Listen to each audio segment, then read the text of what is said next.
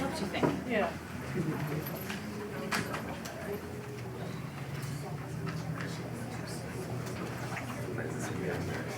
Yeah, no, Jack. It's Friday. Finally. We did it.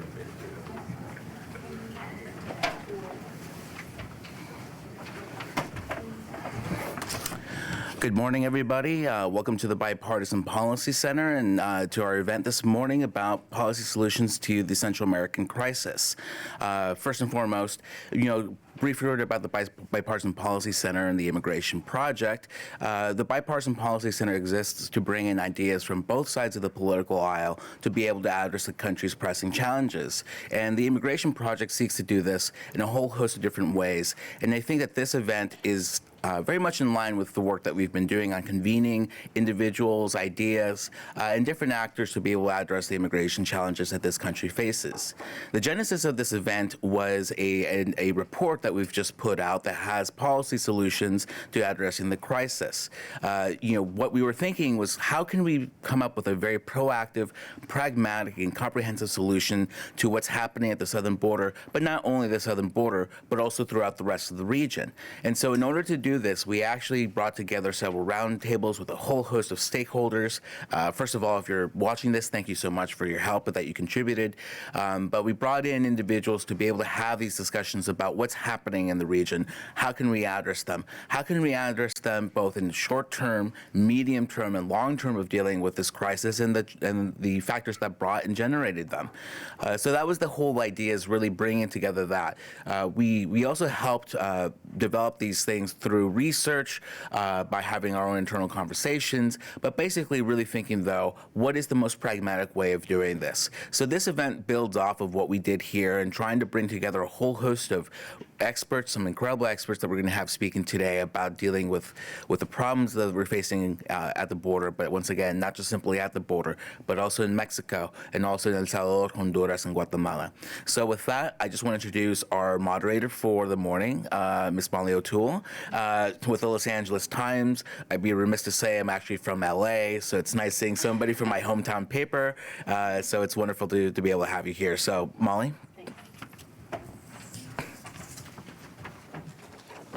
Okay. Morning, everybody. Thanks for coming out on a Friday in the summer in Washington. It's already starting to look like a ghost town here with the weather, so I appreciate it. Obviously, we have a very esteemed panel here. Their bios are lengthy, so I will give you an abbreviated version. We have Eleanor Acer. She's the director of Human Rights First Refugee Protection Program, a long career of writing and thinking about these issues. Before Human Rights First, she was an associate handling federal litigation. She's also coordinated mentoring programs at a variety of places: International Human Rights Committee, Immigration Committee for the Association of the Bar of New York, as well as the Board of Advisors to the Crowley Program and International Human Rights at Fordham University of Law.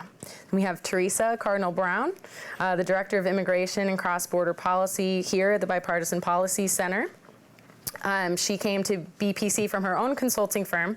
She's also the Director of Immigration and Border Policy at the U.S. Chamber of Commerce, so sort of gives that business perspective on immigration as well. Associate Director of Business Immigration Advocacy at the American Immigration Lawyers Association, and then a variety of positions, either advising or within the Department of Homeland Security, from the Office of the Commissioner of U.S. Customs and Border Protection to former Homeland Security Secretary Michael Chertoff's review of USCIS, the Office of Policy within DHS, and so on. Then we have, Ambassador Geronimo Gutierrez Fernandez, who presented his credentials on April 24th, 2017. So a very interesting time to serve as the Ambassador of Mexico to the United States. So he'll have lots of insight for us today.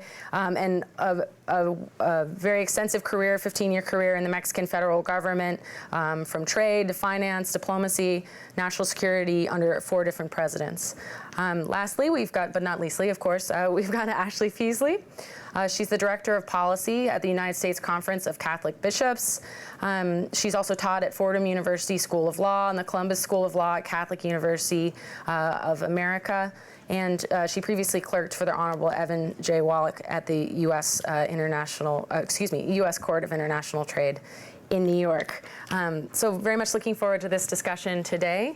My plan was to start with some of the recent news that we've had. Obviously, it never stops really when we're talking about migration, and particularly this sort of new migration that we're seeing to the United States over the last several years. Less single adult Mexican males. Now we have near record totals of Central American families and unaccompanied minors. So I'm going to start with the newsier items and then dig into some of the policy solutions that BPC has recommended. So I'll start with you here.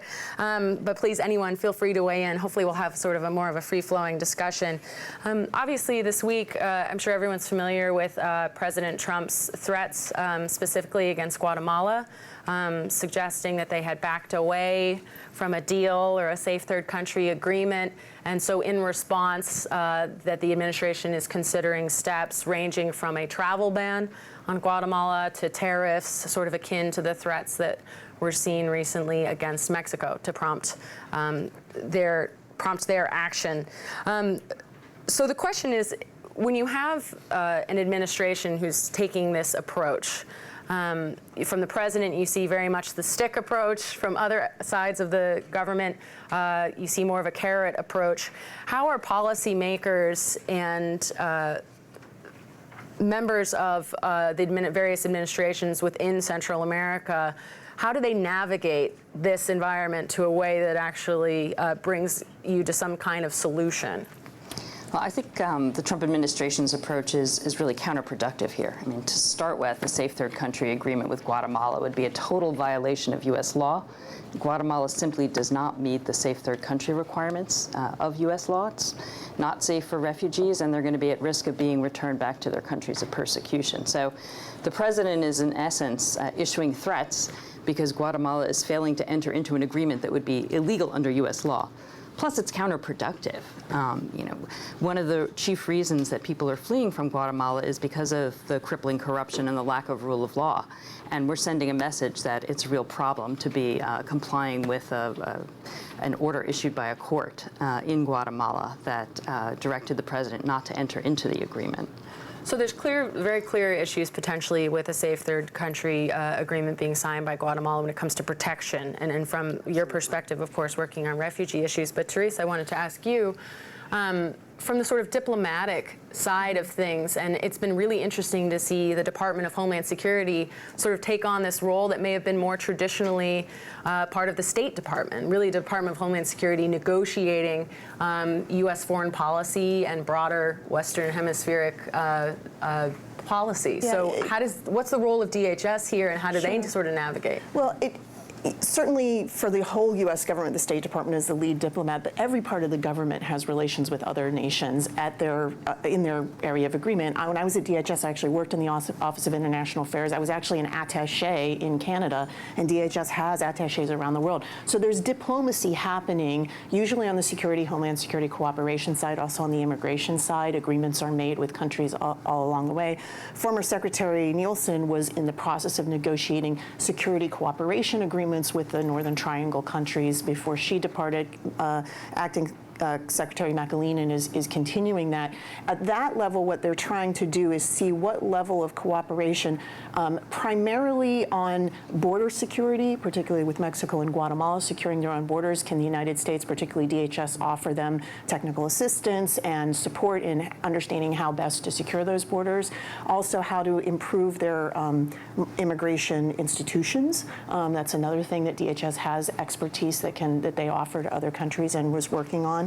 And last but not least, security cooperation in going after criminal and smuggling elements that are facilitating the migration. So that's sort of the realm that they were working on, and it does seem sort of contrary to maybe sort of the way the president is conducting diplomacy via tweet, but a lot of this is ongoing series of meetings. So just yesterday, the security ministers, interior ministers of all three Northern Triangle countries were meeting with Secretary McAleenan here in Washington to talk about all of those things, and apparently had a fairly productive meeting. But those are ongoing and I think longer term negotiations. They're not the kinds of things that the president is looking to kind of immediately shut off the migrant flow, if you will. And what he's actually trying to do, it's not clear that what he's looking at is a safe third, because I don't think he really cares if it's safe. He's looking essentially for a country of first entry agreement. And from what we understand of the negotiations with the Jimmy Morales, the president of Guatemala, it was about Guatemala accepting back anybody who had traveled through Guatemala to get to the United States. It didn't require Guatemala to take applications for asylum from them. It didn't require them to process them. It didn't require them to be safe. It just said, we're going to send them back to you and you're going to accept them. It was very one way. Well, yeah, and so, to me, it's more akin to possibly what the EU is trying to do with Turkey, right? Like, you keep everybody there and don't let them into our territory. And similar, that I think that's what they were talking about with Mexico. That is very different from, for example, the safe third country agreement we have with Canada, which is reciprocal. And it is saying that we think each other's systems are relatively equivalent in terms of granting asylum and protection to people. And therefore, if you're coming to one country from the other and asking for asylum, we're going to send you back and say, go apply there. And it works both ways, although the majority of the travel is going north. So Canada sends more people back to the United States the other way around. But theoretically, it's reciprocal. That doesn't seem to be what we're talking about with the Northern Triangle. I think this is a perfect transition to the ambassador, not to sort of just go down the line here, but you know, you're someone who has been in the room for these negotiations and relatively recently. I mean, at the beginning of the Trump administration, and so I would ask you what advice you have for Guatemala and other countries within Central America right now. Obviously, Mexico is in a very different position than Guatemala, but what advice you have for them right now as they're sort of in the midst of these negotiations with the U.S. about potentially taking on what could be a very large burden and maybe not having the systems to accommodate it. Okay, well, precisely given that those negotiations are still very fresh, I won't go into too much detail, but I'll say whatever I can. Mexico has always, tried to convince the United States that we should approach immigration in general as a shared responsibility, from a shared responsibility perspective. And that, beyond the narrative, implies, I think, 2 or 3 things that are important. And I'm not anybody to recommend any government anything, but I do believe from our own experience that shared responsibility, trying to push to that concept, is important. And that implies basically, number one, that, first, it is impossible to solve anything unless the sides really work together. Mm-hmm. And to be perfectly honest, I think that some people worldwide see migration simply as a human right, and some others see it as a problem and as a challenge. And we're never going to have the same vision. I think we need to recognize that. So every solution is going to be imperfect. and it's not going to leave all sides happy. I think that needs to be recognized. And I think that's precisely about approaching it as a shared responsibility. It implies, I think, that the countries from which the immigration is coming should do its utmost to make sure that people are not forced into living their countries.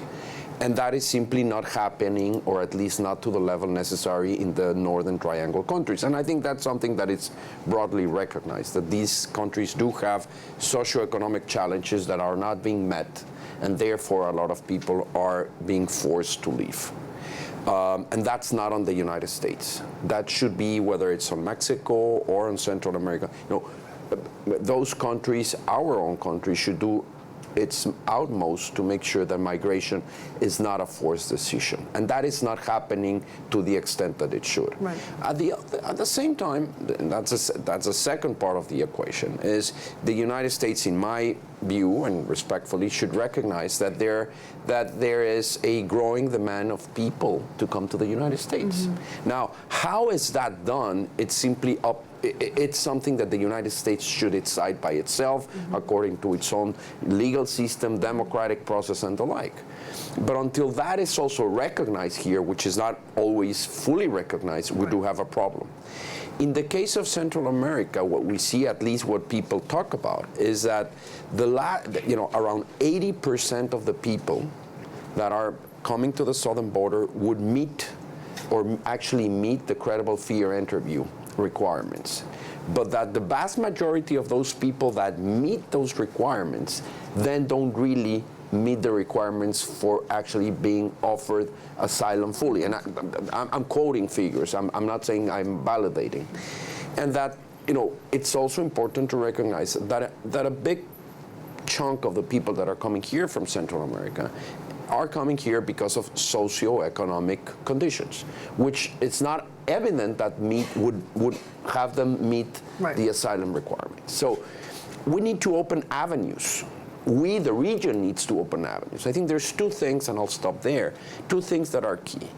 One is to find some sort of solution, regional solution, whether it's a third safe country or whatever you want to name it, but a regional solution in which the countries that are involved agree that they're going to have a common approach to dealing with people that are truly seeking asylum because they are fleeing for their life or whatever. That is not there, and we need to work on it. And I think it's crucial that that happens. I cannot believe that the United States government or the United States does not want to continue with its tradition of offering people that are fleeing from violence, persecution, a chance in their country. I'm not sure, but I hope not. But the point is, but I also believe that there are people that don't want to have their own asylum system abused, quote unquote. Right. There needs to be a solution, and that solution needs to be regional. And then on the other side, I think that it is in the benefit of Central America, Mexico, the United States, and everybody to sit down calmly and say, okay, what is the level of movement of people we want between our countries? Are the legal avenues to do so sufficient and efficient enough so people can actually choose a legal avenue? I think we need to have a serious discussion about that. And since the last 15 years, I've heard, let's get border security first. Right. Well, we've been working on border security for the past 15 years. And at least since 9/11, from what I can remember, very seriously, at least with respect to Mexico. When people talk about border security here, and what exactly do we mean so we can get to that point? Right. So I think you took one of my questions coming up, but thank you for that. It's less work for me. But so there's a lot to dig into there with what everyone is talking about. But one of the things you said, I'd like to put to you, one of the things you said, Ambassador, you said some people see migration as a human right, and then other people see migration as a problem. There's clearly differing views between the United States, between Mexico, between the Northern Triangle countries, and even within those countries, attitudes towards migration as a human right versus being a problem. You seem to suggest, Ambassador, that those two sides were never really going to meet. I don't think they'll ever meet fully, no. Right. So Ashley, I want to ask you, how can you take steps to address this migration crisis, whatever you want to call it, this migration surge, this changed migration? How can you take practical steps to address that if you're starting with the premise that those two sides are never going to meet? Migration as a human right versus migration as a problem. So I think it's a really good question, and I think that a lot of people here in Washington and then also obviously in Central America are grappling with that right now. How do we make kind of policy solutions that can help immediately but also give a long-term system? Obviously, everybody here acknowledges it is a regional situation. It is not a U.S. only or a Mexico only situation, so that involves cooperation with other governments. But I do want to just kind of note this idea that a majority of people are coming because they're economic migrants. I think it's a lot more complicated than that. I think it's a lot more about the issue of violence as an overwhelming factor that is intermingled with other things. We see that there's evidence of internal displacement in all three Northern Triangle countries, where people will move several times before they do move north. And I think it's really important to understand that the statistics even about who qualifies for credible fear and then can move on to an asylum claim are themselves being contested. It's our belief, I think, that some of the people who maybe qualify for a credible fear and then move on into the interior, if they're given the correct information about what they need to do to comply, will actually end up complying for asylum. And that has to do with, talking about solutions, that has to do with looking at, alternatives to detention, looking at better conditions here at the border, and looking at infrastructure in Mexico, to address people who maybe want to stay in Mexico through that journey, improving the asylum system there. I think there are a number of different solutions. On the U.S. side, I think we do have to look at what's occurring at the border, both within what is in DHS's daily capacity, to improve the border processing centers, to improve the processing of families and children that are increasingly coming, but also, to Eleanor's point, to work within the existing legal framework that we have, both in the U.S. legal system, but also in some of the countries here when their governments say that they're not going to engage in agreements. I think another thing that's really important to some of my fellow panelists have noted kind of the inconsistency of the Trump administration policy. We went from hearing there could be a possible safe third country agreement or, return agreement, as Theresa pointed out, to hearing that there could be, tariffs or a ban, to the point of even ending remittances back to that country. Guatemala relies on about 12% of their national economy as remittances. And what kind of consistent policy are we saying if we want people to stay in Guatemala if we're cutting off aid, if we're cutting off the ability for remittances? So I do think that there needs to be a little bit of lifting up and seeing how things work together, aid, negotiations, as well as these daily remedies that DHS can implement. Yeah, please feel free to jump in with each other. Let me just dovetail onto that. I think that one of the problems is that, I agree completely, it's a very complex phenomenon, what's going on. And there's not a single, I don't think there's one root, one cause of what is going on. I think it's a mistake to try to. I was recently reading an article on immigration, and the author said, "Let's be careful about single-point solutions to complex problems." And I think he's absolutely right. I think the way to approach this is, precisely because there are different reasons behind it, is a multi-pronged approach. And that is going to imply that we do a better job on coordinating our asylum policies, that we do a better job. And when I say we, means the whole group of countries, actually fighting human smuggling and trafficking. I think that's absolutely necessary. And we know by fact that trafficking organizations are tricking people into taking these routes and using the asylum system. Whether that's there's evidence that is going on, and there's a need to have humane border security and enforcement. I think that's part of what we need to do in a way that's careful. So my only point is, yes, we need to work on different fronts to actually get a solution. If we think about just one single point solution, let me use the word, if we think that it's only going to be a wall, no, it probably, I don't think that will work. No. We need to work on different fronts. If we need to work on the development of those countries, and I think the United States has done a lot already, and we need to do even a little bit more. So it's a bunch of things that need to be put together. If I can just, I mean, what's it saying that for every complex problem, there's a simple solution that's wrong? And I think I agree precisely, and that's one of the reasons in our recommendations we tried to address it from a comprehensive set, but we put it in terms of timeframes, right? Development in the Northern Triangle countries, dealing with systems of corruption and crime and impunity and all of this pile of things that are driving migration, in addition to economic issues and violence and all of those things, is a long-term process. Like, that's not going to be solved very quickly. It requires long-term investments and long-term cooperation, and certainly the efforts of the countries themselves. They have to take responsibility there. But at the end of the day, those are the things that keep people home.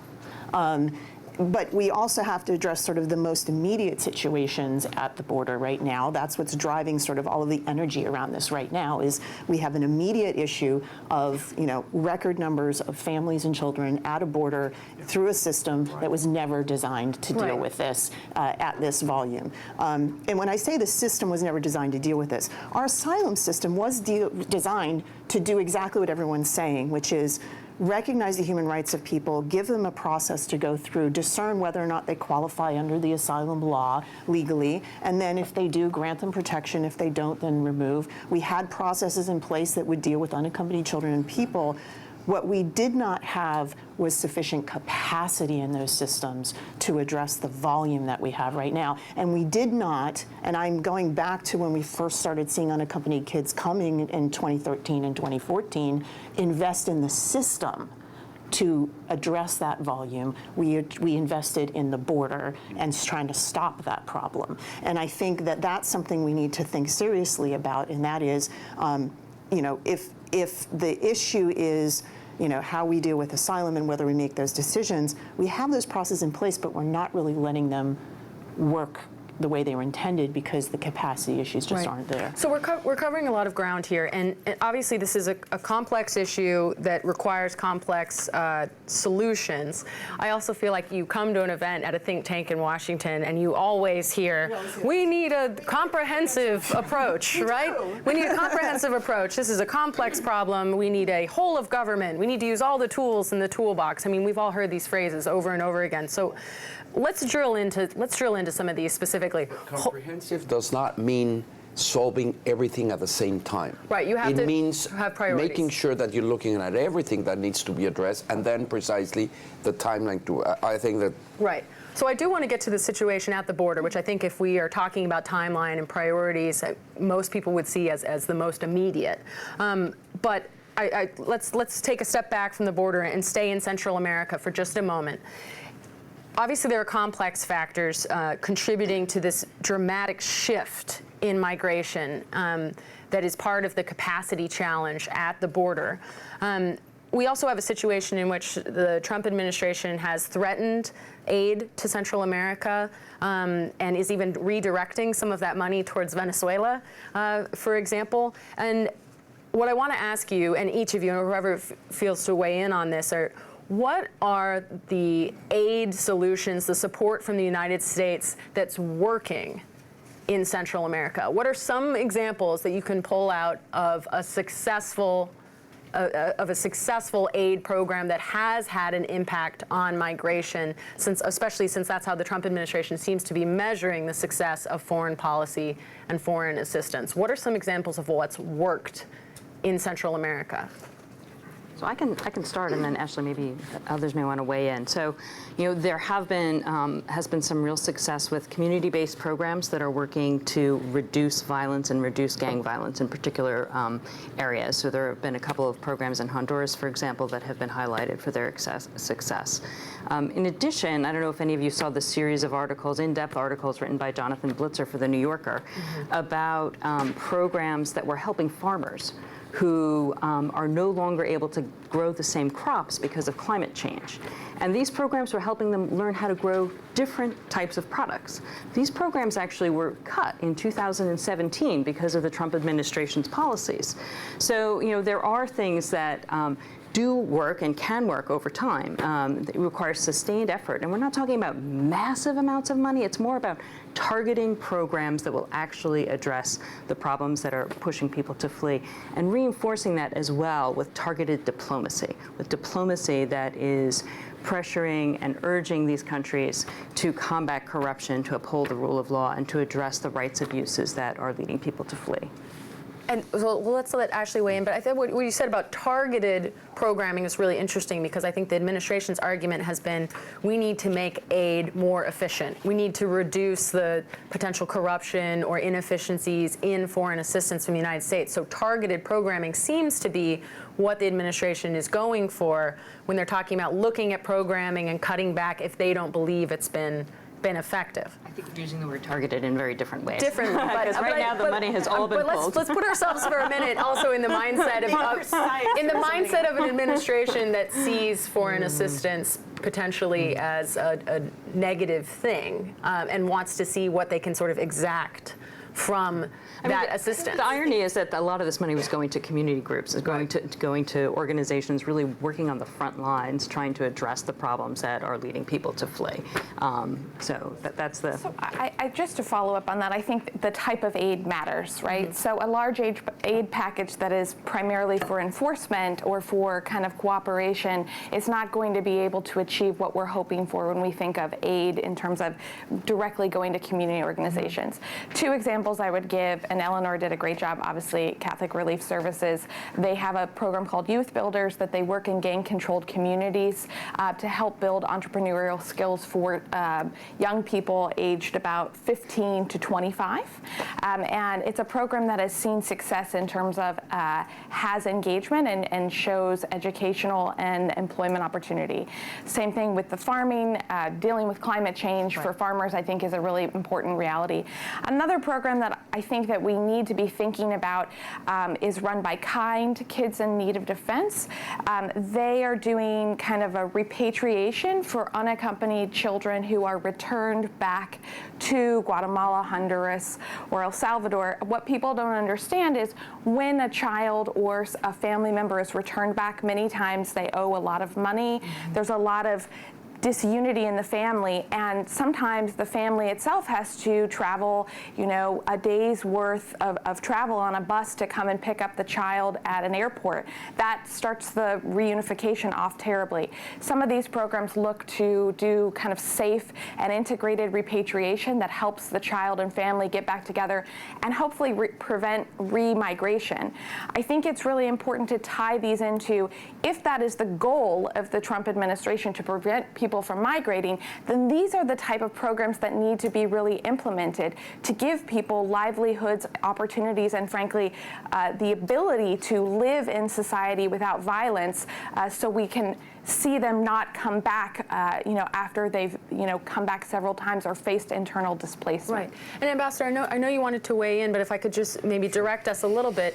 We were talking earlier about how we've started referring to the Northern Triangle as sort of this unit, as if there aren't key differences within El Salvador, Guatemala, Honduras. El Salvador has also seen some success in, if we're measuring success by reducing migration or repeated migration, if that's sort of the starting point. El Salvador has seen some success in the reduction of those numbers at the same time as we've seen sort of dramatic increases from Honduras and Guatemala. So, in your weighing in on what we've been talking about, also what's sort of the difference with El Salvador? What might be potentially working there? We had the comments from the new president in El Salvador after meetings with the Secretary of State Mike Pompeo recently, in which he said, we want to be friends, we want to be partners, we don't want to be an aid country anymore. I thought that was a really interesting remark he made on Twitter. I would say that, first of all, I think that we must recognize that neither the United States, Mexico, Germany, Europe, or anybody is going to be able to do more for these countries that they are willing to do for themselves. And I think that needs to be a principle on which we operate. And and I'll put the example of Mexico. In Mexico in the year 2000, there were 1.7 million apprehensions in the United States southern border, events. No, those were not necessarily people, they could have been the same people, but it was events. 98% of them were Mexican nationals. We are now to maybe 150,000 Mexicans, or 150. There's been a clear reduction. Mexico's GDP went, it's probably right now around $12,000, maybe $11,000.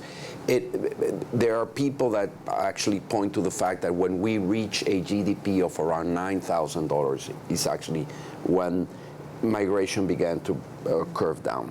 And I think that to a large extent, that's true. So I like to think that we did our homework to the best of our ability, and that helped.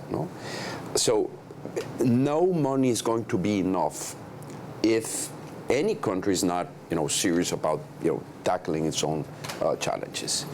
The second thing that I would point out is that success implies necessarily that the countries take ownership of whatever aid and cooperation is at.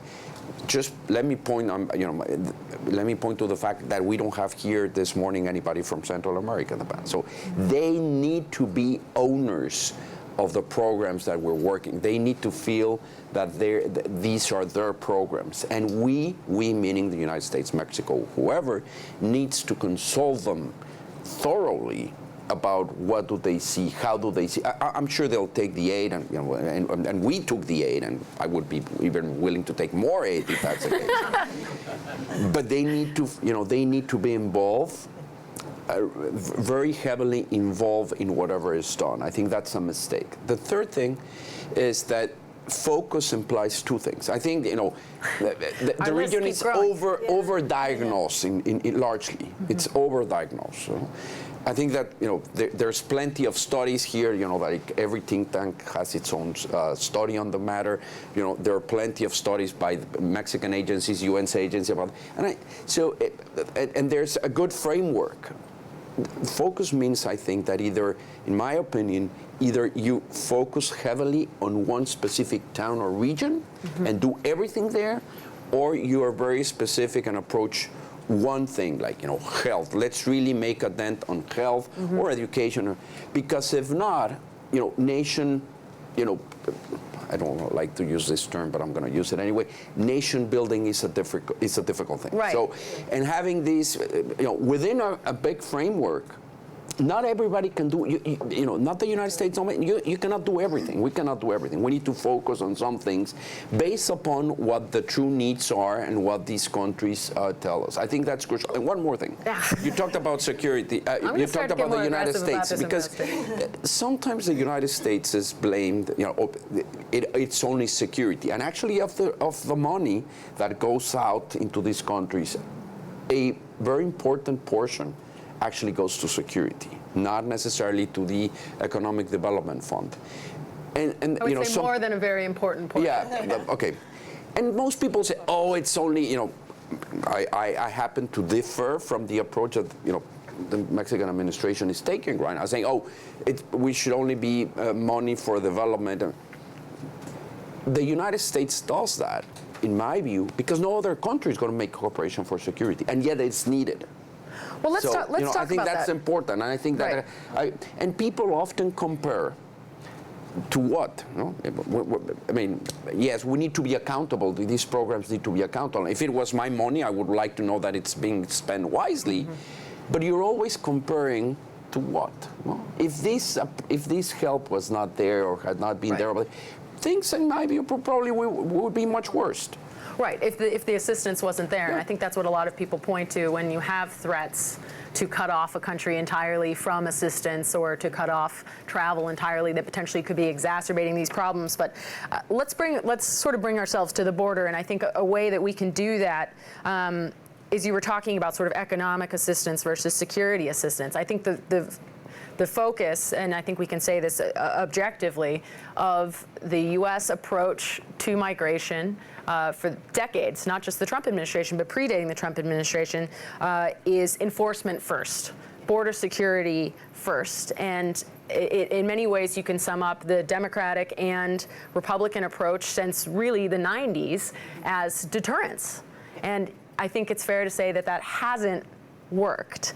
And I think that was one of the really interesting things that you talked about in your in the bipartisan policy centers in their solutions for this, is that this enforcement-only approach hasn't worked. But you still emphasize that border security is necessary. So a question that the ambassador asked for me, but I want to ask you now is, what does border security look like? If it's not defined, how can you possibly achieve it? What does border security look like? What is border security? So I think this is one of the conundrums of immigration debate writ large, is that everybody has sort of terminologies or catchphrases or short things that are meant to describe again, a complicated thing. But border security at its core should be about securing the territory of a country from threats that come from outside the country. And in this case, threats can be criminal gangs, smuggling, terrorism, any sort of contraband, things that should not come into the United States that we don't want to have here. Migration has been seen as a border security issue.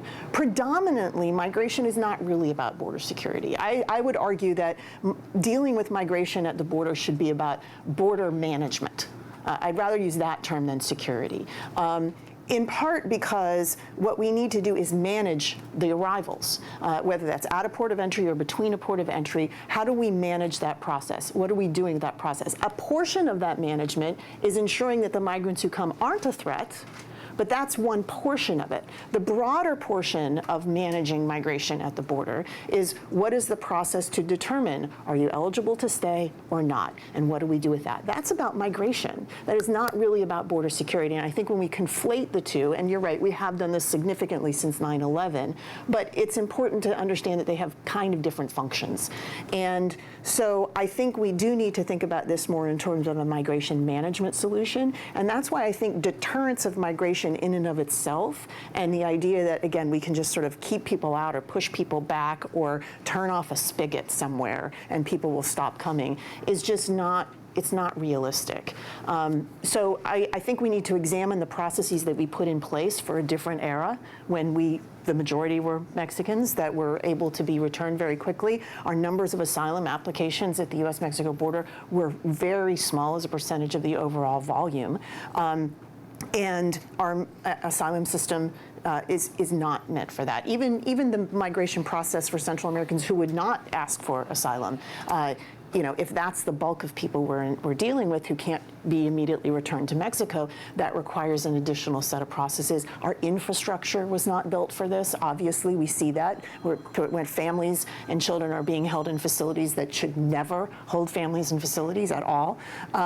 So we need to rethink, I think, the entire way we manage the border, particularly because I think this shift is not a blip. I think this is a longer term. I mean, we've been dealing with this now really since 2010. We started seeing the numbers coming up. It's now been a majority of Central Americans at the border since at least 2015, I believe. And so I think this is a longer term trend that we need to recognize, and we need to rethink how we do a lot of that. I want to dig in more to the U.S. side and the response at the border, but really briefly I want to pick on the ambassador. Because it seems in some ways that Mexico is now adopting a similar model of enforcement first. We have the deployment, the creation of and the rapid deployment of the National Guard. I mean, these images of Mexican military or Mexican National Guard at the border stopping women and children have gotten a lot of attention within Mexico. I mean, is Mexico sort of potentially repeating the mistakes of the United States in enforcement first and a deterrence approach, and with that sort of just being outsourced to Mexico at the moment? It's a very good question. People are surprised nowadays in Mexico and in the United States because of what or the sort of things that Mexico right now is doing on enforcement. And we got to this point, in my view, because we did not, being autocritical, previous administrations, including the ones that I've served, we did not do a good job in strengthening our own immigration systems and institutions. If we have the National Guard nowadays doing or cooperating or co-working with immigration authorities in Mexico, is simply because we did not really, I think, and again, we're to blame on that, we were not serious enough about, improving and modernizing our own immigration institutions, like the INAMI and our own refugee agency. And that's why we're here, because suddenly the numbers became, the status quo by which we have managed immigration regionally has simply changed. It changed, I think, in 2000. It changed a bit in 2001 due to 9/11, and then again, I think, in 2013-14 because of the unaccompanied minor situation. We need to find something else. And we did not, I think, did a good job in looking at those things and begin preparing. So people are rightly now very concerned that the Mexican National Guard is enforcing immigration, and I'm concerned too. But we have no other option. No other option. I'm serious in the sense that if we simply the number of agents that we have, our own migration stations, with our own immigration agency, refugee agency, Comar, has a budget of $1 million. Right. It's crazy. Right. That's a joke, right? So if we don't want this situation, which we don't, and I agree, that's not, well, then we need a systematic and profound effort to get to whatever needs to be done, do it with the appropriate authorities and do it in a way that's humane and absolutely respectful of human rights. Now, the fact that the National Guard is currently doing that does not imply, it should not imply in any way an acceptance to any violation of human rights or rule of law. That's number one. No, but we got to the situation because our agents are simply not enough. Right, Ashley, you seem like you wanted to weigh in. Yeah, so I think both for the Mexico and the United States, it is a moment of decision. To both of your points, the status quo has changed, and this idea of deterrence and enforcement only, it's not working. Not only that, but it's not representative for the population who's coming both through Mexico and to the U.S. border, which is primarily women, children, families. And I think, we as a government, I can speak to the U.S. government, need to employ a more multidisciplinary approach. I mean, so the images and the stories of what we heard in Clint, the CBP processing facility related to unaccompanied children, as a service provider for unaccompanied children, I guess the question is, why aren't HHS and DHS working better together to relieve kind of that pressure so Border Patrol can comply with our existing laws, which say, children who are unaccompanied cannot be within a Border Patrol facility for longer than 72 hours. And I think Mexico needs to take the lesson of the United States and the fact that frankly, children are dying. We need to be doing better from a humanitarian lens, and can still do enforcement to kind of, since you are in a moment, I think, to reform your system, to include DEEF and others, because we are in a system where that's a big concern. We have law enforcement for what is, in some ways, a humanitarian response that is needed, right, at least to help, I think, move along into the larger kind of asylum system and also into the larger goals, I think, of, either removal or ultimately integration and citizenship. Brief response. Brief response. One point, I agree completely. One point is that we did not see Mexico transition from being, very quickly, from being a country mainly of immigrants into the United States transit to largely a transit or destiny country. And we did not adjust our immigration system. Right. So we were focusing, our immigration authority, the INAMI, was largely centered on, stamping your passport and getting then the people that were returned from the programs that from Mexican nationals returning. And we cannot be satisfied with what is going on. I'm sure all of you saw the picture of the father and the daughter, face down in the Rio. Nobody in the United States and Mexico can be satisfied with what is going on based upon that. Right. But I think the only point that I'm just saying is that what is going on, hopefully for us, is a wake-up call and saying we need to put much more money into our immigration system so we do it far better than we have done. And one of the points that I think I've made before, even when I was ambassador, is people, when you get police, any sort of police authority involved in immigration, people are very scared, and rightly so. But my point was always, the fact that what is going on right now puts a lot of light into it. Because previously, we just had a lot of people going through Mexico with nobody, not much attention because nobody was involved. And that's, in my view, that's a worse situation. So if we're going to have, if we have the National Guard involved and but let's get side by side NGOs that are, looking at what is going on, that are helping make it humane. But I think this situation, the positive side, is that it'll put some light into what is going on. Right, so I want to get to Eleanor, who's been sort of stuck on the sidelines here for a minute. Trying to break in. on the U.S. side, it's a similar tension in Mexico, obviously, clearly a different situation, but I thought what you brought up is you've basically got law enforcement responding to what is largely a humanitarian situation at the border.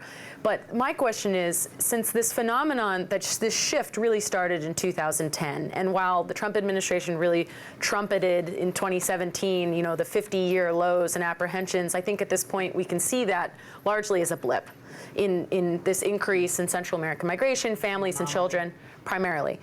So should the U.S. have seen this coming? We have law enforcement addressing a humanitarian situation, but is it a question of capacity, or is it a question of political will to respond to a situation that really has its origins almost a decade ago now?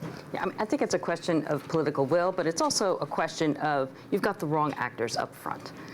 Responding to what is essentially a refugee and humanitarian situation, you've got the Department of Homeland Security using tools that are meant simply for immigration enforcement. So you've got the wrong actors on the front line here.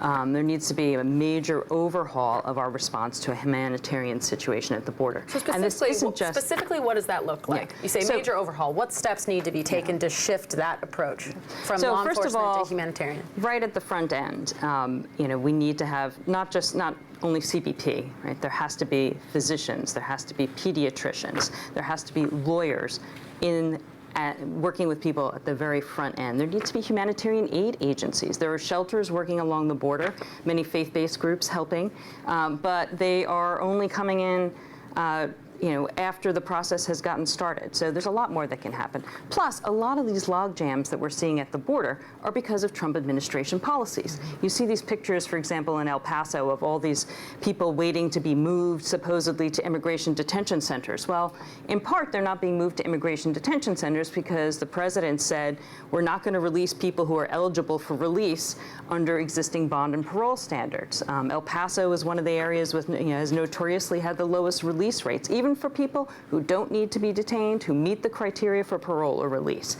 So you need a total overhaul of your policies to actually be responding to people who are seeking refuge and seeking asylum. The other point that Theresa raised earlier was the immigration adjudication system. So at Human Rights First, we actually work with lawyers around the country representing people who seek asylum before our asylum offices and also in the immigration courts. We've been pushing since, 2013 or so, both with the Obama administration as well as currently and with Congress for increases in asylum officers and increases in immigration judges. So we need many more adjudicators. The adjudication system has been woefully underfunded in comparison to the immigration enforcement systems, which have received massive infusions of money over time. So it's not just, our system is not does not have the capacity to adjudicate the cases before it. But it's not just that we need more immigration judges. Interpreters. Giving people recordings of information is not the way to actually have a fair system. And under the Trump administration, the entire adjudication system has been compromised. We have agency leaders, political appointees, who are saying day in and day out to the agencies that they oversee, to the people who are adjudicating these cases, that the cases pending before them are lacking in merit. We're seeing change after change in the immigration courts that's actually added to the immigration court backlogs. The Marshall Project just did an extensive study showing that a lot of the changes the Trump administration has made have actually made the backlog worse and lengthened the amount of time that it's going to take people to get through those systems. We also need real case management. Sorry. No.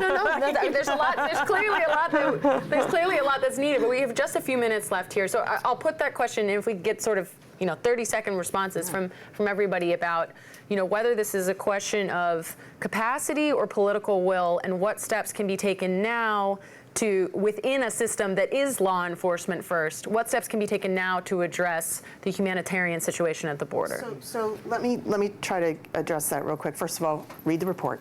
And Eleanor and some other organizations have their own set of recommendations. Read that too. I think you'll find that there's some overlap, but I think what we're trying to get is exactly what you said. Let's get to solutions.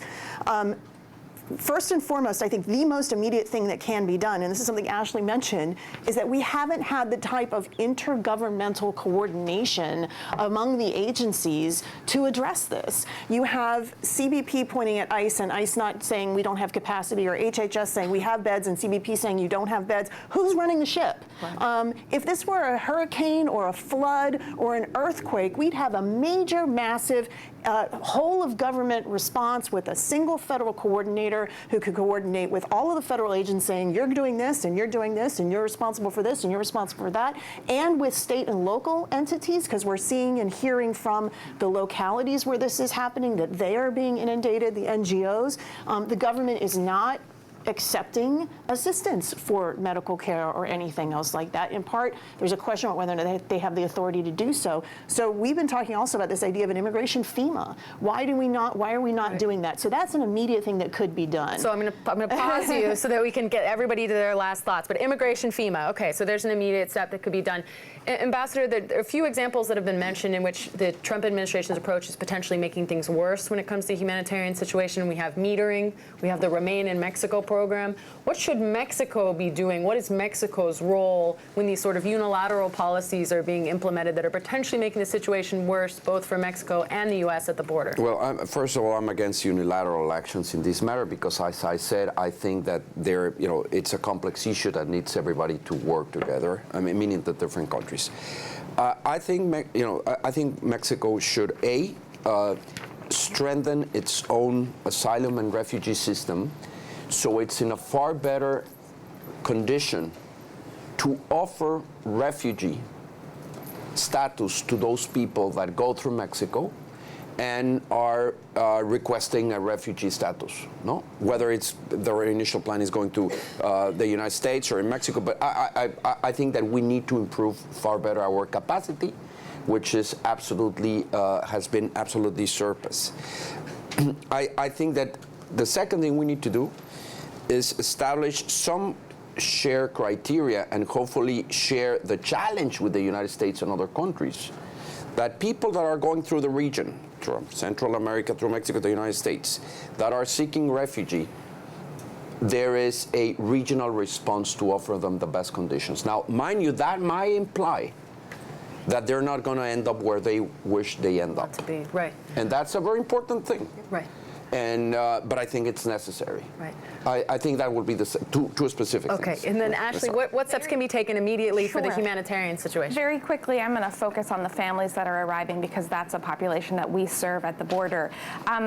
So the Department of Homeland Security had implemented during the last administration an alternatives to detention program for families called the Family Case Management Program. It worked in 5 different cities. It was a small pilot program. It was canceled in June of 2017. We don't have the type of statistics, good or bad, that we would like. As a taxpayer, people should be upset that we weren't able to see this moving forward. The Department of Homeland Security has the ability to implement this program immediately. They also have the ability to implement more alternatives to detention. There's a backgrounder to talk about in more detail, because I know we're tight on time. But this is something that could help with families. It could ensure that they are complying with their immigration proceedings. It wouldn't add to the cost to the taxpayer for immigrant detention. And it is a humane system in terms of, definitely preferential to putting children in detention. This could be done today. So that's my quick fix. Okay, so we're going to open it up to questions, and I will be as aggressive with you as I was with our panel here, but please try and stick to a specific question, and we'll open that up. Do we have We have mic runners. mic runners? Okay, I think this was the first hand I saw here. This gentleman in front. Abel Nunez, Executive Director of the Central American Resource Center. As the discussion went through, one of the things that I found lacking in the comments was the reality of like foreign policy that the U.S. has on that region, right? We speak about it as if the countries are completely sovereign and they come equal to that, and their people are just fleeing because they're violence. So, Ambassador, you said that countries need to talk together about how much people they should absorb. So how much do they absorb for the bad gun policy that puts 50% of the guns in Mexico come legally from the U.S.? How much should the U.S. absorb from Central America because of the policies of the Red Scare of the 80s, which created a massive flow? So right? I hear critique, but what's the question? But the question is, how do we really change the dialogue and include U.S. foreign policy and its interests so that as we're talking about how do we fix it, we understand that U.S. has a responsibility to that, and so should you say we should absorb them and we should give them more aid because we actually are causing some of these things. So how do you incorporate U.S. foreign policy as a cause or a root, one of the factors contributing to some of these problems historically, as well as incorporate it in the present in some of the solutions? Is that right? Okay.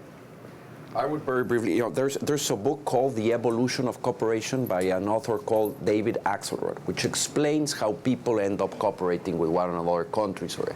And basically, in game theory, they explain that it's tit for tat. If you have a repetitive game and you do tit for tat, you get to the point that, two players, let's just say the United States or Mexico or the United States or Central America, that don't necessarily have their incentives aligned, end up cooperating. Tit for tat. I think that shared cooperation is tit for tat, and that way you'll involve Mexican and Central and U.S. diplomacy. Meaning, this is we need to sit together and say, this is what the United States wants, this is what Central America wants. This is okay. Let's do tit for tat. Let's take a step, build confidence, take another step, so you get to the point that you're actually working together far better than we're doing. I think that's the only way, because the interests, and I don't want to be too negative about it, but the interest of countries don't necessarily align always. And therefore, you need to work on schemes that will allow you to get some cooperation. That would be my answer. I tend to, when it comes to foreign policy, I tend to be a realist, similarly too. And this is especially relevant when you think about what happened with Guatemala, right? Whenever you're talking about interests between countries and negotiations, there has to be an understanding of the political reality within that country and the political reality within that country that allows a leader to engage in that form of diplomacy. Every country has sort of limitations on what it can do in foreign policy based on its domestic political limitations. In Guatemala, the United States was negotiating with a president who was probably outgoing in the middle of an election, who did not have the support of the majority of the country or the majority of the legislature. So what did they do? They went to their constitutional court to sue to keep him from binding the next president to an agreement that Guatemala didn't want. That is the domestic political situation in Guatemala, but it had a significant impact on the ability of the United States to actually get an agreement that they kind of ignored. When you have countries coming together, it would be really nice if we could think about foreign policy as a matter of shared responsibility or obligations. That is wonderful, but I tend to believe in the limited foreign policy that I've been engaged in, it tends to come down to exactly what is each country's national interest, where those interests align, or where you can exchange interests, you can get agreement. Where it's one-sided, and both countries have to come to the table with a demand as well as an offer, I think. Well, there are certain principles that should not, by any, just to make it clear what I've said, or basic human rights are not subject to negotiation. I would agree with that. But beyond that, you need to try to get to cooperation that recognizing the interests of the countries, whether you share those interests. But the other or thing not. I would say is that the history between the countries definitely impacts the interactions now. Yes, let's address that, let's not forget that. Because that I think is the fundamental part. We'll get to more questions, but that I think is a fundamental part of his question that we haven't quite addressed yet.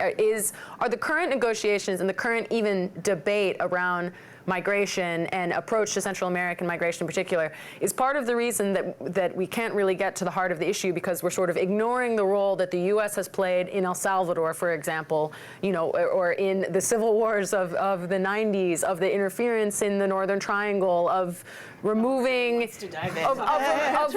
gang members for removing gangs from the United States that did not exist in El Salvador, and now they do because of the deportation policy. Are we ignoring those things at our own Our policies are detriment? Our diplomacy has just been incredibly short-sighted. It's been absolutely transactional.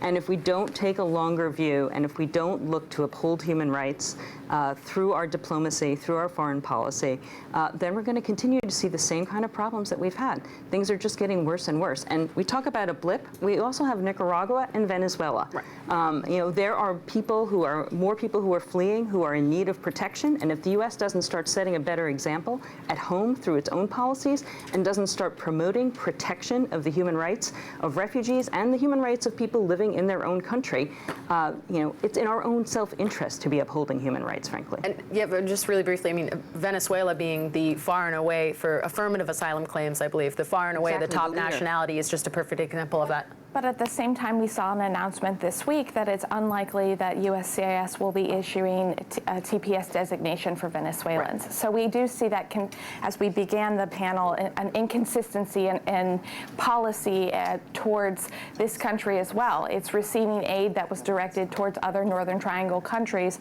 but at the same time, while it's so dangerous, we're not going to be considering a TPS designation. Interestingly enough, the bill promoting TPS in the House passed yesterday. So we will see that. I know that Senator Rubio has been involved on the Senate side. It'll be interesting to see how, certain foreign policy makers in the Senate balance, the calls for increased protection for Venezuelans here with the foreign policy demands, I think, of the Trump administration. Or whether that bill even gets a vote. Right. Okay, so I think you were next. Sorry, I'll be faster about the... Thank you. My name is Walter Tejada, and I'm affiliated with a number of immigrant rights advocacy organizations. Quality conversation, thank you. One quick suggestion, my question is mostly for Ms. Fisley, but I welcome anyone else to comment. I suggest that when you're having a panel on Central America and its consequences, it'd probably be good to have a member of the panel from Central America, like maybe from Guatemala. My question mostly for you, you're mostly with the Catholic bishops organizations, and in the face of what's happening at the border and the current policies leaving a lot of horrible consequences, kids in cages, some kids are dying, the treatment overall, and I know some people use hyperbole language like concentration camps. Yeah, that's probably taken to the extreme, but it reflects the frustration a lot of people have. So I'm wondering, why isn't that the religious community have played a more vigorous leading role in advocating for fairness or for better implementation? Again, you can probably speak for Catholic bishop, but why is the evangelical community and other Christian organizations looking the other way in the face of what's happening? So I think that, first off, I think your point's well taken about the panel, but I think it's really important to understand what religious communities are doing right now. There were some over 70 people who were arrested in civil disobedience last week for Catholic action. Several bishops were in support of that. A number of the entities at the border are shelter providers in El Paso and Rio Grande Valley are Catholic entities. They work work with Border Patrol, but they also kind of say this is our humanitarian work. I think it's a really difficult time for faith voices to move forward on some of this. There is, I think, an increasing difficulty when we hear things like, oh, we'll do some processing for Central Americans, when we see at the same time they're going to slash refugee resettlement, right? So a lot of faith voices are trying to engage the administration on this, particularly when you think about, some of the humanitarian issues that you've talked about. I think there's a difference of opinion. I can't speak for the evangelical faith. I know that the bishops are united on this issue and have issued a number of statements and actions. And actually last summer we worked to reunite the families in partnership with the Trump administration. Not in agreement on the policy of family separation, but because it was the right thing to do. That being said, I think that a lot of more voices need to come to the table in coordination. I agree with your point about that. Not to speak just about the fairness and the humanity and the human dignity elements, but also some of the other larger policy and historical implications. It's an ongoing struggle, but I appreciate and I will take back that we need to do more. I think your question is particularly interesting given especially the rise of evangelicalism in the Northern Triangle in particular, in El Salvador and Honduras and Guatemala, and so the ties and the prominence of evangelicalism within the administration. So it's a really interesting question. I'll add one thing. The Salvadoran bishops have been particularly forceful. They came last year to advocate for TPS for El Salvador, and they went to Congress. And more importantly, they held 3 masses and community engagement sessions. And then last week, the Archbishop of El Salvador, in response to the Salvadoran father and his daughter who were found in that horrific accident, wrote a letter that he read at the church, every church in El Salvador, talking about the tragedy and encouraging Salvadorans here and in their migration to move forward. But it is an ongoing, I think, struggle to keep the human dignity center on this issue. Why don't we take one from this side and then I'll get back to that side. More hands over there. Hi, Ava Havis. This was a very interesting discussion, but to me it didn't focus on a very central element. I love your idea of a FEMA for immigration, and it would not work because cruelty is the point at this point, and also there's a lot of money to be made in caging these children, et cetera. And so you can have all the conversations you want between these agencies. When cruelty is the point, it's not going to help. So my question is, how do you address this? Which aspect? That cruelty is the point and profit-making is the point. Okay. I try not to. It's very challenging for me sometimes to try to ascribe particular motives to the administration. I know a lot of people like to do that. I'm trying to look at it from a pragmatic and practical standpoint. I agree that there are differences of opinion within the administration about the effectiveness of policies in trying to deal with it. I do not believe, as somebody who worked at DHS under both Democratic and Republican administrations, that that is what they believe their mission to be overall. I think also that, that you mentioned the money making. This has to do with who's owning the detention centers. I just want to clarify. CBP facilities are all government-owned facilities. There is no private ownership of CBP facilities, whether that's Border Patrol or ports of entry. Most ports of entry are actually owned by GSA, the General Services Administration, and operated by CBP. Border Patrol stations are CBP owned, so there's no private money in those stations. ICE does contract with private detention centers. HHS contracts mostly with nonprofits to run most of their shelters. There are some for-profit entities in parts of it. Most of the images that have been shown on TV recently, particularly Clint, particularly Ursula and McAllen, those are CBP facilities. Those are not privately owned detention centers. Those are CBP processing facilities at the border. So just in terms of who's making money, I just wanted to emphasize that particular piece of it. I was just going to say, whether you can ascribe motives or not, I mean, it's clear that this administration knows full well how dangerous many of the areas on the Mexican side of the border are that they are turning people back to. People from El Salvador, from Guatemala, from Honduras, from Venezuela, from Cuba are being dumped back, delivered back to dangerous areas where they are now forced to remain for many, many, many months. People have been raped, people have been assaulted, people have been kidnapped, people have been put into sexual slavery. The reports that are coming out of the things that are happening to people, which are entirely predictable. The administration, the Department of Homeland Security know full well what the conditions are like in these areas. So, you know, you can say maybe cruelty is not the point, but cruelty is certainly, you know, acknowledged and you know, a predictable consequence of what's happening. And in terms of the private detention centers, I will say the DHS OIG has identified many, many problems with the immigration detention centers. And there's been such a massive expansion of immigration detention, precisely because private contractors can just, you know, open these facilities left and right so easily. I think we should give the ambassador a chance to weigh in on, are these Mexican border cities that asylum seekers primarily are being pushed back into under remain in Mexico, are they safe enough? Are they considered safe enough to not, for the administration to not be violating the principle and the law of non-refoulement by pushing migrants back into those border cities? It's a tough question, because we obviously have. No, I'm just trying to be objective about a difficult subject.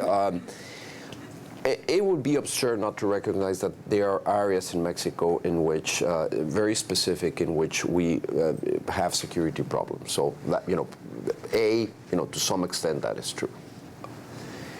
The problem, I think, is that we, you know, two more things I say is, what's the solution? See it from the Mexican perspective, okay? In Mexico, people are actually very concerned about what is going on, and actually blaming the AMLO administration because of what is going on, or because, you know, the Mexican government appears at least to be contradicting itself from what, you know, during the campaign was said and happened. That's what is really going on. But and I see a lot of people, analysts, public opinion leaders, concerned about what the Mexican government is doing, right? And I think there's you know, ground to be concerned. But let's just try to be a little bit. But what is the solution? And who is on the Mexican side offering actually a solution?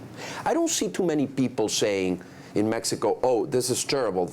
Let's just allow these people to go through, and it's the fault of, you know, it's the U.S. problem. I don't see too many people advocating for that openly.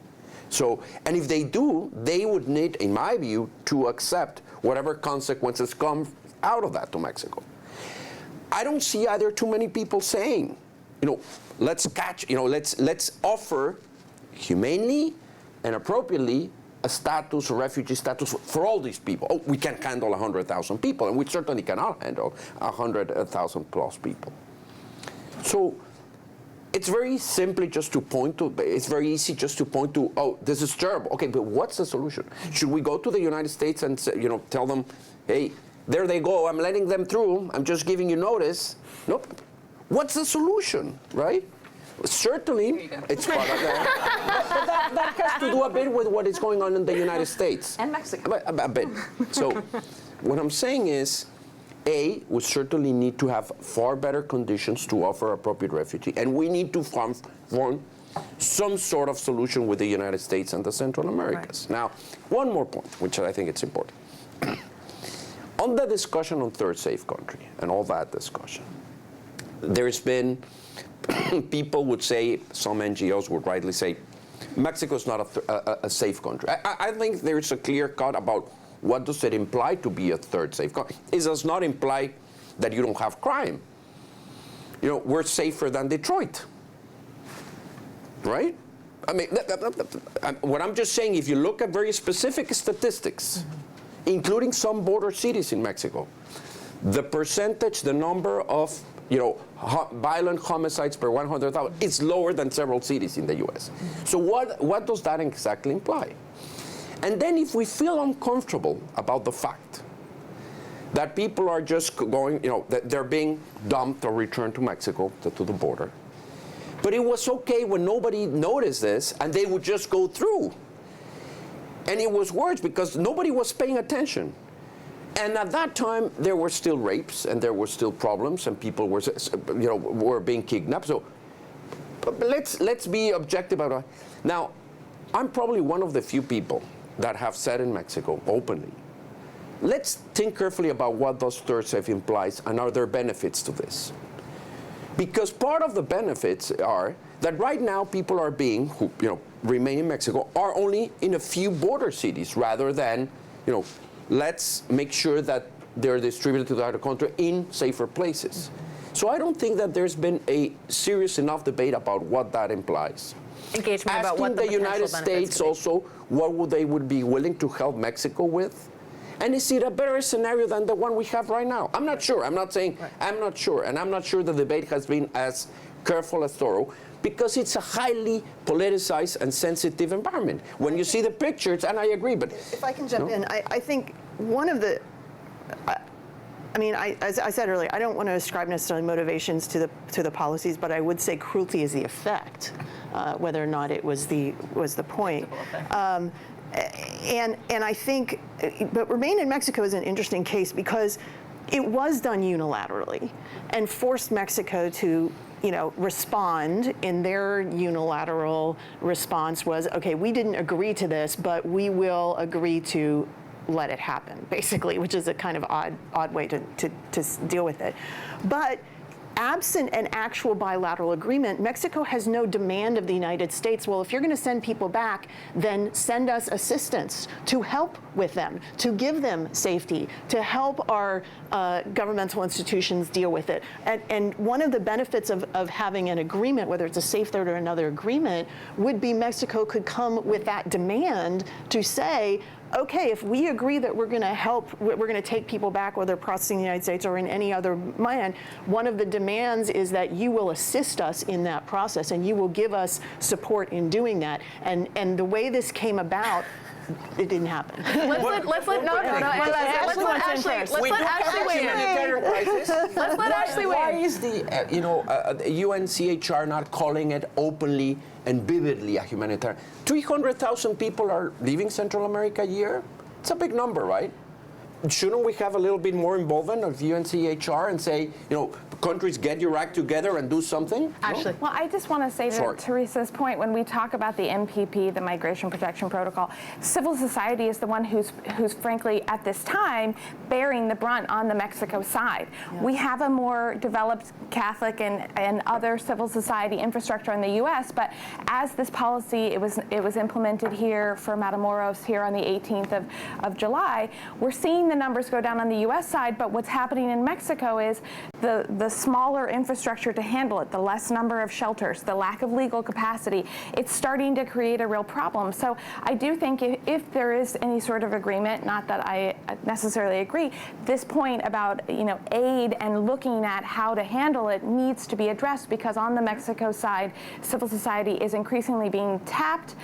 They don't have the infrastructure that we have on the U.S. side, and there are serious due process concerns, and it's not going to go away. Let's try and take two more questions if we can, which means we're going to have to talk maybe a little bit less among ourselves. I'm going to take one in the back. Sir, can I grab you? Yeah, so I'm very curious to ask you, why can't we just increase the number of embassies in Mexico? There are 8 consulate generals in Mexico, 9 consul offices. Why can't they conduct interviews? And also, I've looked at embassies strategically, location-wise. Mexico embassy is down south. So what that means, somebody who wants to come from Tijuana to U.S. has to go to south first, and then come back to Tijuana and fly. So strategically, U.S. consulates and embassies in Mexico, is that your U.S. consulate? So it's down south. Okay. I mean, it's really like, even if you look at El Salvador or Honduras embassy, El Salvador is right next to Honduras embassy. Honduras is down south. El Salvador is 20 miles across it, which really makes me understand that why they want to migrate is because The location of embassy is just messed up. Okay, Why- so we're talking about increasing processing of people who want to come to the United States within Mexico, increasing the capacity to do that? Is that your I question? think I understand. Sure. Let's also general have the ability to have interviews. Right. Okay, let me. So in country, essentially in country processing. So one thing it's just worth putting out there on a factual basis, you cannot apply for asylum at a U.S. embassy or consulate anywhere in the world. That is not the way the process works. Refugee processing happens through international agreements and interagency cooperation with UNHCR. If you want asylum, you have to physically get to the United States. Our embassies and consulates process visa applications for our legal immigration system, but they do not process asylum applications. Is that something we should consider? Possibly, but I think the way our system is set up right now, it definitely allows for more management. But it does raise an interesting question, and this came up in the recent Guatemala conversation, which is, if there were more legal visas, work visas, again, if we're talking about a population that has mixed motivations in coming, maybe some of them qualify for an asylum, and a lot of them are looking for, economic prosperity and security. Would more legal visas be another avenue? That's a much bigger picture. Obviously, that requires immigration reform in the United States and Congress to address that. But that is something to think about. And interestingly, in the Guatemalan negotiations, DHS 2 days ago, I think, said they talked about some sort of preferential treatment for H-2A visas for Guatemalans. Of course, that was before the president said we're going to ban all visas. But that's a worthwhile thing to think about in the longer term. So it's an important distinction that asylum can only be claimed arriving at the border. Yes. Now, applying for refugee status would happen outside the country, and this is also a context in which there are discussions that are zeroing out the refugee program entirely. So I want to give you a chance to respond to that briefly, and then we'll take one more. Yeah, if I everyone would can say hang out with us. many NGOs, including us, have recommended that there be resettlement initiatives from Mexico. Limited in-country processing, given the dangers there and given how difficult it's been to do any kind of in-country processing for people who are facing real risks in some of these countries. But there definitely could be a much more significant refugee resettlement initiative, particularly for children, but also for families and others. And the Mexican Asylum Office Comar needs many more offices around the country, as well as more staff. And that means the Mexican government funding it, as well as the U.S. increasing its support to UNHCR to do more. I do want to quickly, we're a refugee resettler here. I do want to quickly point out the inconsistency. When the president launched his immigration plan in January, he talked about in-country processing, and at the same time we are hearing that we're going to zero out resettlement. So again, this is, we talked about the inconsistency in aid, and there's an inconsistency in the application of protection systems that really does need to be resolved. If you're not interested in doing refugee resettlement, which would be a shame and a loss and abdication of U.S. leadership and a devastation, I think, for families around the world at a time of, amazing displacement. Then how exactly would a processing system work if you're not interested in refugee resettlement? Right. So you've had your hand up for a long time. So you're the last question. So all the pressure's on you here. All right, I'll just speak out loud. You got to get a mic.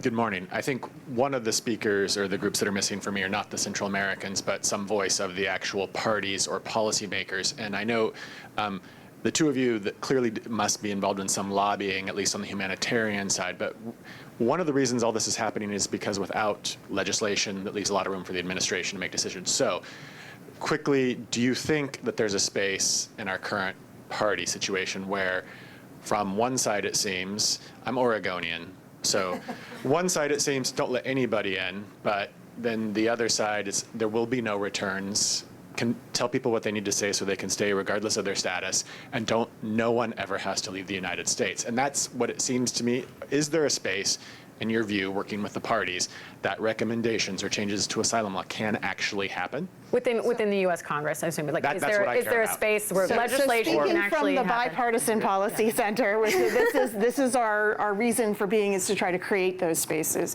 One of the reasons we wanted to put out this report is that what we have seen from both sides is an awful lot of outrage about what is happening and less conversation about what to do about it. And so we wanted to try to turn the conversation conversation from outraged of the existing situation to offering some ideas and concepts for solutions that we believe could bring some of the parties together.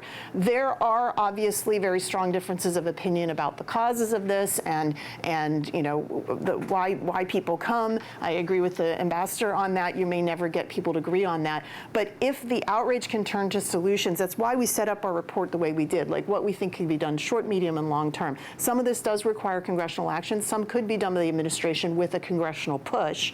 But we are starting to see some efforts, bipartisan efforts in Congress, members of both parties trying to figure out, are there places we can agree to do something on this? I think the debate over the border supplemental was one of those places where they're starting to figure out that just battling each other and yelling at each other, and if nothing changes, nothing changes, so maybe we should try to change something. It wasn't perfect, and there were people who didn't like it for one side or the other, but it did get passed in a bipartisan way.